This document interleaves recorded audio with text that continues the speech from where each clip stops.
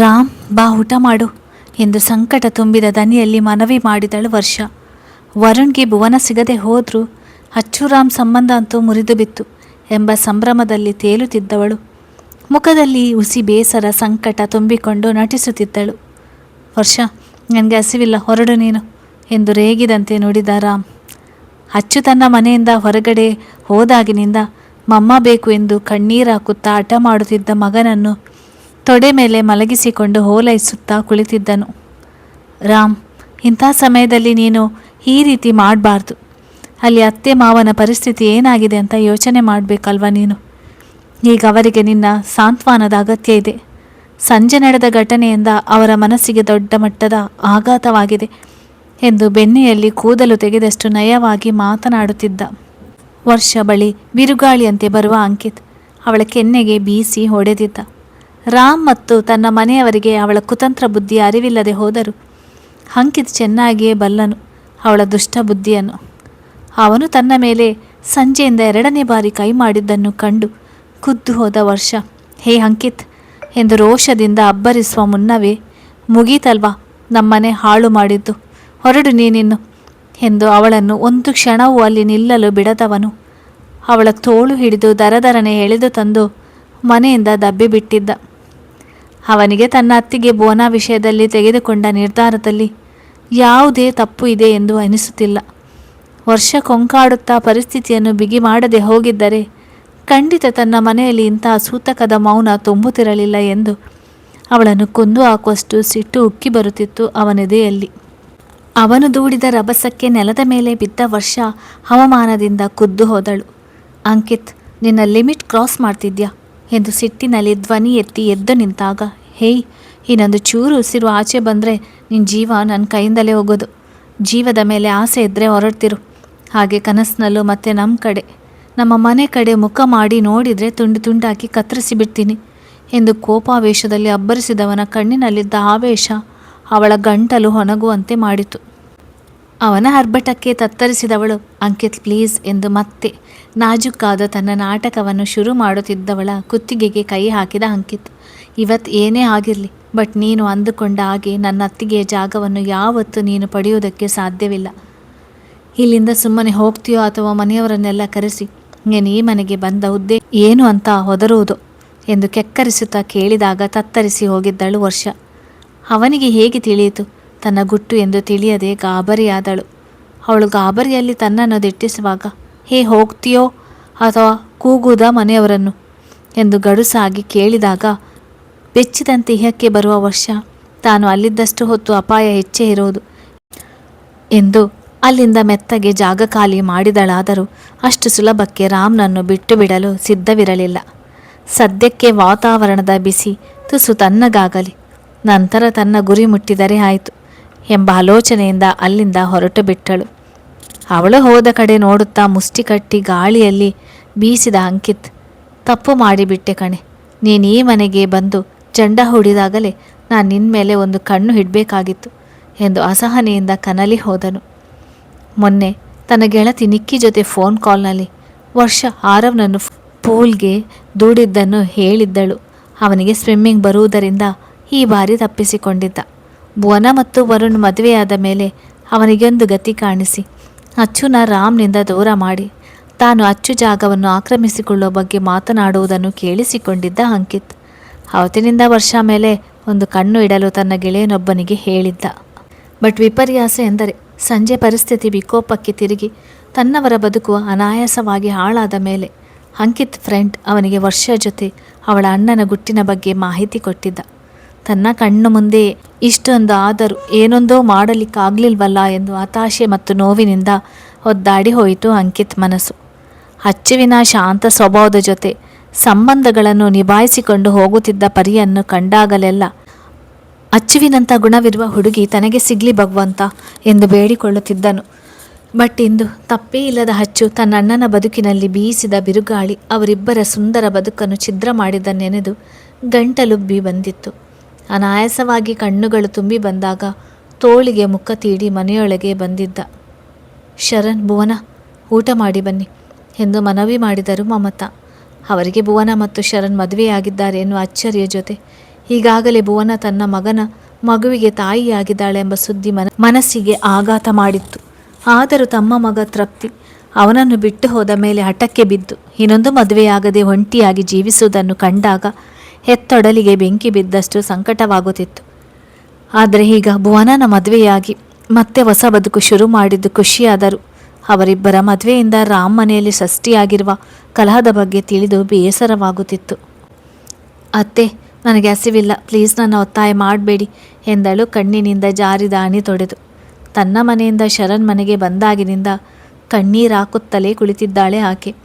ವರ್ಷ ಮತ್ತು ವರುಣ್ನ ದುರಾಸೆಗೆ ತನ್ನ ಜೊತೆ ಅಚ್ಚು ಬದುಕು ನೋಡುತ್ತಿದ್ದಂತೆ ನಾಶವಾಗಿ ಹೋಯ್ತಲ್ಲ ಎಂಬ ವೇದನೆಯಿಂದ. ಶರಣ್, ನೀನಾದರೂ ಅವಳಿಗೆ ಊಟ ಮಾಡುವುದಕ್ಕೆ ಹೇಳು. ಈ ರೀತಿ ಅಳ್ತಾ ಕುಳಿತು ಬಿಟ್ಟರೆ ಹಾಗೆ ಹೋಗಿರುವುದನ್ನು ನಿಮ್ಮಿಂದ ಸರಿ ಮಾಡುವುದಕ್ಕೆ ಸಾಧ್ಯವಿಲ್ಲ. ಅವಳ ಆರೋಗ್ಯದ ಜೊತೆ ಮಗುವಿನ ಆರೋಗ್ಯ ಸಹ ಸೂಕ್ಷ್ಮವಾಗಿದೆ ಅಂತ ನೀನೇ ಹೇಳಿದ್ಯಾ.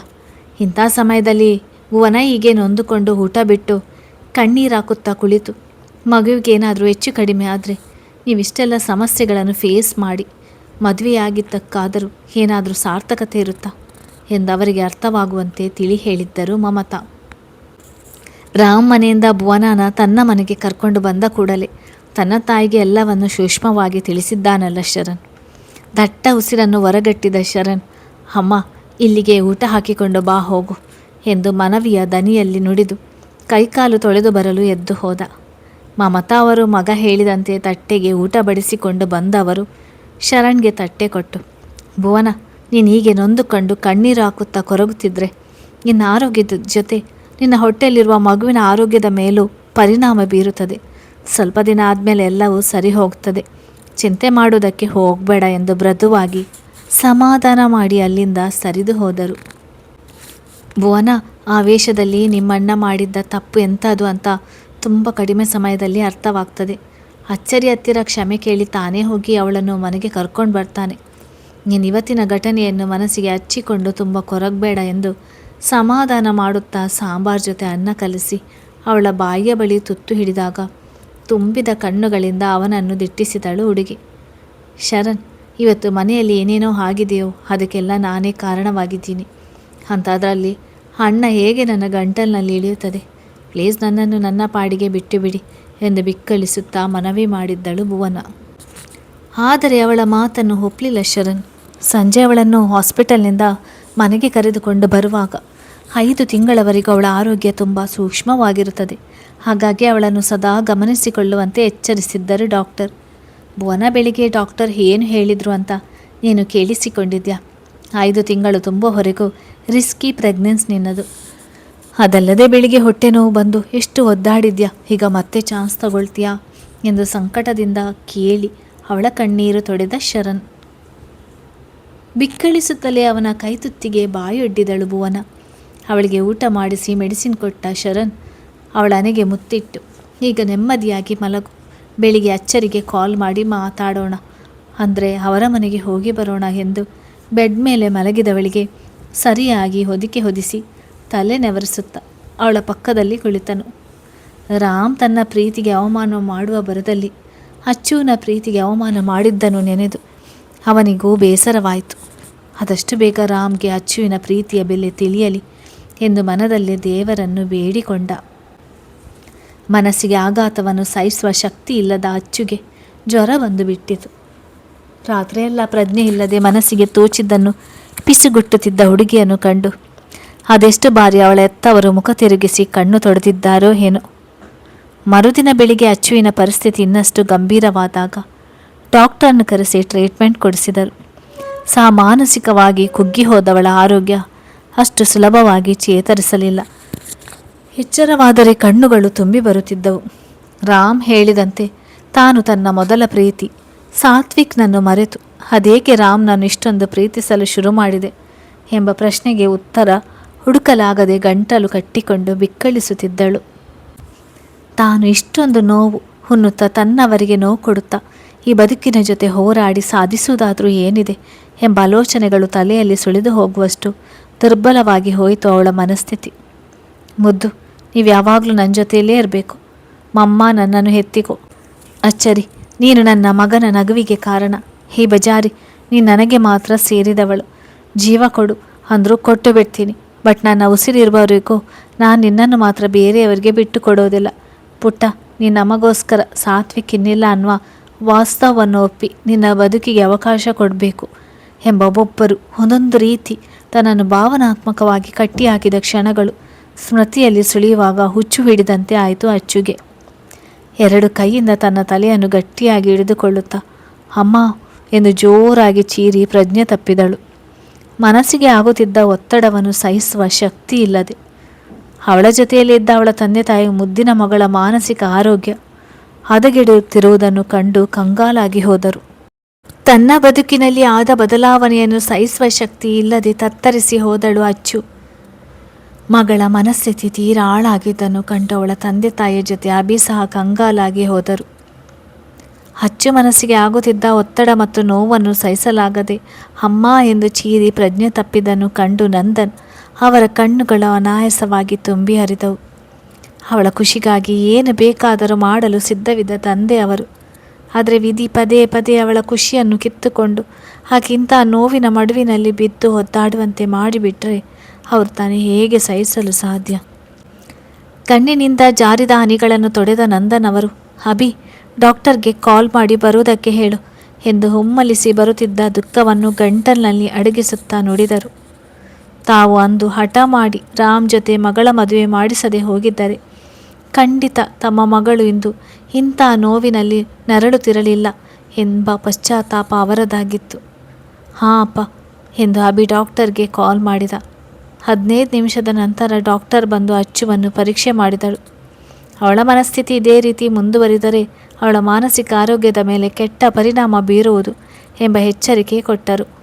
ಯಾರಾದರೂ ಒಮ್ಮೆ ಅವಳ ಜೊತೆ ಕುಳಿತು ಅವಳ ಮನಸ್ಸಿನಲ್ಲಿ ಮಡಗಟ್ಟಿರುವ ನೋವನ್ನು ಹೊರಹಾಕುವಂತೆ ಮಾಡಿ ಎಂದು ತಿಳಿಸಿ ಹೋದರು. ಡಾಕ್ಟರ್ ಬಂದು ಹೋದ ಅರ್ಧ ಗಂಟೆಯ ನಂತರ ತನ್ನ ತಂದೆ ತಾಯಿಯನ್ನು ಅವಳ ರೂಮಿನಿಂದ ಹೊರಗಡೆ ಕಳುಹಿಸಿದ ಅಭಿ ಅಚ್ಚುವಿನ ಪಕ್ಕದಲ್ಲಿ ಬಂದು ಕುಳಿತನು. ಪುಟ್ಟ, ಈಗ ಹೇಗೆ ಅನಿಸ್ತಿದೆ ಎಂದು ಅವಳ ತಲೆ ಸವರಿ ಮೃದುವಾಗಿ ಕೇಳಿದಾಗ ತನ್ನ ಪಕ್ಕದಲ್ಲಿ ಕುಳಿತಿದ್ದ ಅಣ್ಣನ ಭುಜಕ್ಕೆ ತಲೆಗೆ ಆನಿಸಿದಳು ಅಚ್ಚು. ಸಾವು ಎನ್ನುವ ಸುಲಭ ಶಿಕ್ಷೆಯನ್ನು ಯಾಕೆ ಆ ದೇವರು ಕೊಡುತ್ತಿಲ್ಲ ಅನಿಸ್ತಿದೆ ಕಣೋ ಎಂದವಳ ಮುಂದಿನ ಮಾತುಗಳನ್ನು ತಡೆಯುವಂತೆ. ಸಾವೇ ಎಲ್ಲದಕ್ಕೂ ಪರಿಹಾರ ಅನ್ನೋದೇ ಆದರೆ ಸರಿ, ನಿನ್ನ ಜೊತೆ ನಾವು ಸಹ ಸಾಯುವುದಕ್ಕೆ ರೆಡಿ ಇದ್ದೀವಿ ಎಂದು ಗದರುವಂತೆ ನುಡಿದನು ಅಭಿ. ಅಣ್ಣ ಪ್ಲೀಸ್ ಎಂದವಳ ಕಣ್ಣಿನಿಂದ ಹನಿಗಳು ಪಟಪಟನೆ ಉರುಳಿ ಬಿದ್ದವು. ಅದಾಗಲೇ ಅಚ್ಚು ರಾಮ್ ಮನೆಯಿಂದ ಹೊರಬಂದು 2 ದಿನ ಕಳೆದು ಹೋಗಿತ್ತು. ರಾಮ್ ಒಮ್ಮೆ ಕಾಲ್ ಮಾಡಿ ಸಿಟ್ಟಿನಲ್ಲಿ ನಾಲಿಗೆ ಅರೆದು ಬಿಟ್ಟೆ, ಕ್ಷಮಿಸಿಬಿಡು ಎಂದು ಕೇಳಿದ್ದರೂ ಅವಳ ಮನಸ್ಸು ತುಸು ಸಮಾಧಾನಕ್ಕೆ ಬರ್ತಿತ್ತೇನೋ. ಆದರೆ ರಾಮ್ ಕಡೆಯಿಂದ ಅಂಥ ಪ್ರಯತ್ನ ನಡೆಯಲೇ ಇಲ್ಲ. ಮತ್ತೆ ಇನ್ನೇನು ಮಾಡಬೇಕು ನಾವು, ನೀನೇ ಹೇಳು. ಹಿಂದೆ ಸಾತ್ವಿಕ್ ನಮ್ಮನ್ನು ಬಿಟ್ಟು ಹೋದಾಗ ನಿನ್ನ ನೋವು ಸಹಿಸೋದಕ್ಕೆ ಆಗದೆ ಅಪ್ಪನಿಗೆ ಹಾರ್ಟ್ ಅಟ್ಯಾಕ್ ಆಗಿತ್ತು. ಈಗ ಮತ್ತೆ ನೀನು ಅಂಥದೇ ಪರಿಸ್ಥಿತಿಯಲ್ಲಿದ್ದೀಯಾ.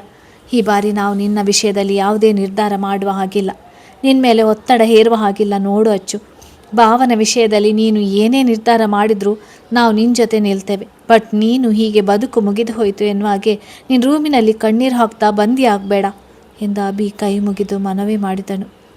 ತನ್ನ ಅಣ್ಣನ ಕಡೆ ತುಂಬಿದ ಕಣ್ಣುಗಳಿಂದ ದಿಟ್ಟಿಸಿದ ಅಚ್ಚು, ಅಷ್ಟು ಸುಲಭನ ಅಭಿ ನಾನು ನನ್ನ ಜೀವನದಲ್ಲಿ ನಡೆಯುತ್ತಿರುವ ದುರ್ಘಟನೆಗಳಿಂದ ಹೊರಗಡೆ ಬರುವುದು ಎಂದು ಸೋತವಳಂತೆ ಕೇಳಿದಳು. ತಂಗಿಯ ಕಣ್ಣೀರು ತೊಡೆದ ಅಭಿ ಅವಳ ಭುಜ ಹಪ್ಪುತ್ತ, ಸುಲಭ ಅಲ್ಲ ಅನ್ನೋದು ನಮಗೂ ಗೊತ್ತು, ಆದರೆ ಜೀವನವೇ ಮುಗೀತು ಎನ್ನುವ ಹಾಗೆ ಪದೇ ಪದೇ ಆಗಿರುವ ಕೆಟ್ಟದ್ದನ್ನು ನೆನೆದು ಹೀಗೆ ಕಣ್ಣೀರು ಹಾಕುತ್ತಿದ್ದರೆ ಹೇಗೆ ಅಚ್ಚು? ನಿನಗೆ ಗೊತ್ತು ಅಪ್ಪ ನಿನ್ನ ವಿಷಯದಲ್ಲಿ ಎಷ್ಟು ಸೂಕ್ಷ್ಮ ಇದ್ದಾರೆ ಅನ್ನೋದು.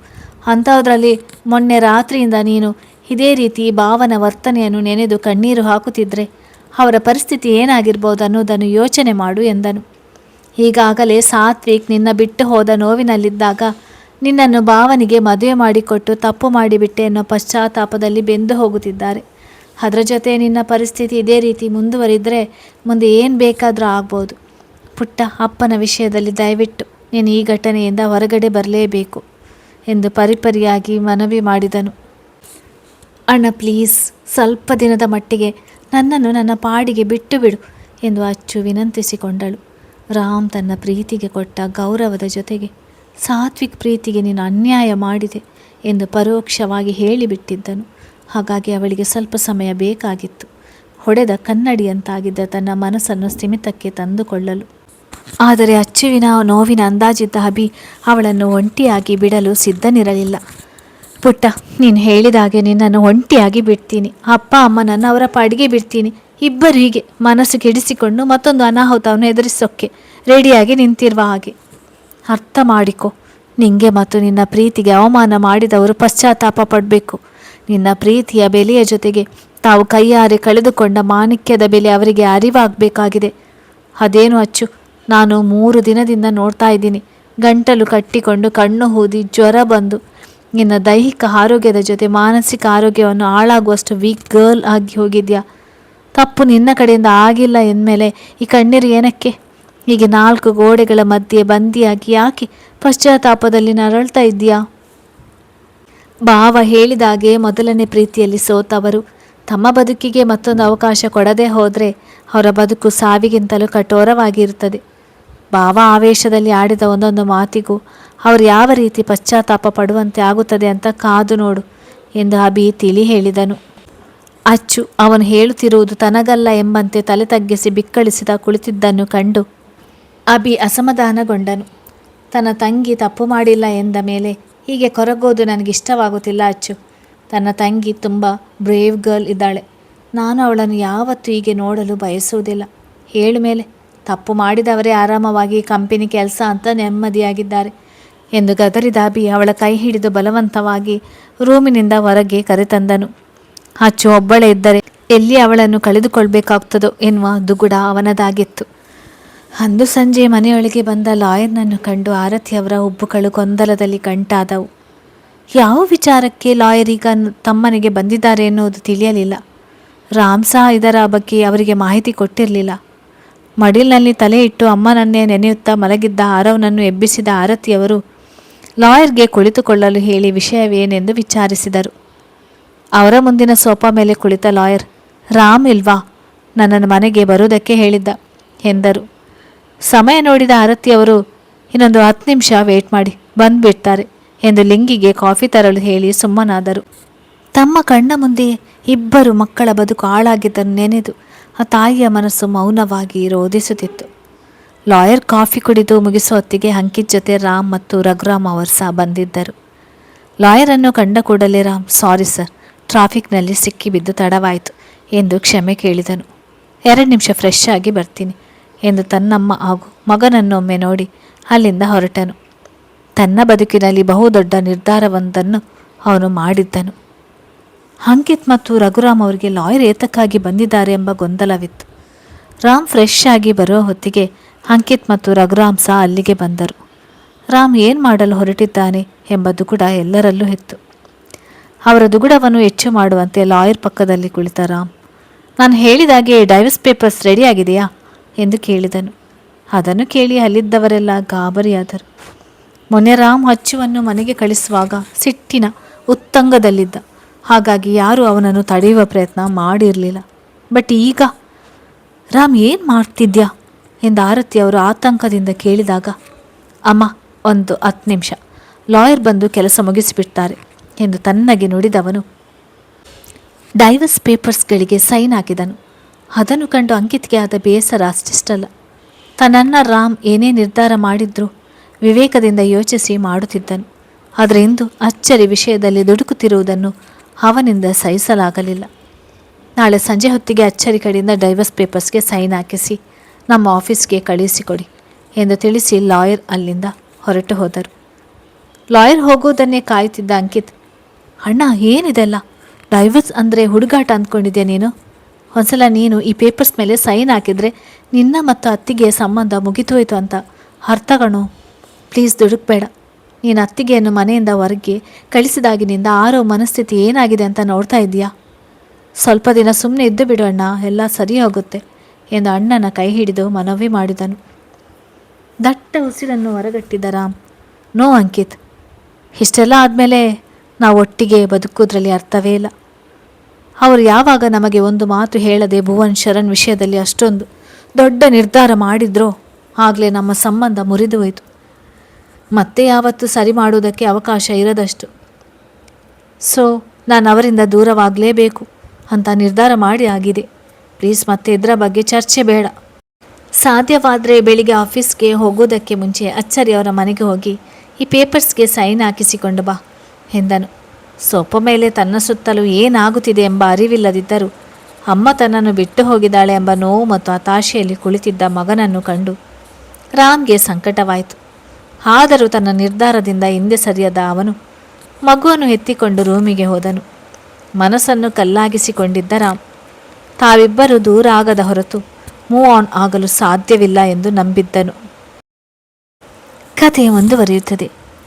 ನನ್ನ ಕಥೆಗೆ ಎಲ್ಲರೂ ಲೈಕ್ ಆ್ಯಂಡ್ ಶೇರ್ ಕೊಡಿ, ಹಾಗೆ ಚಾನೆಲನ್ನು ಸಬ್ಸ್ಕ್ರೈಬ್ ಮಾಡಿ.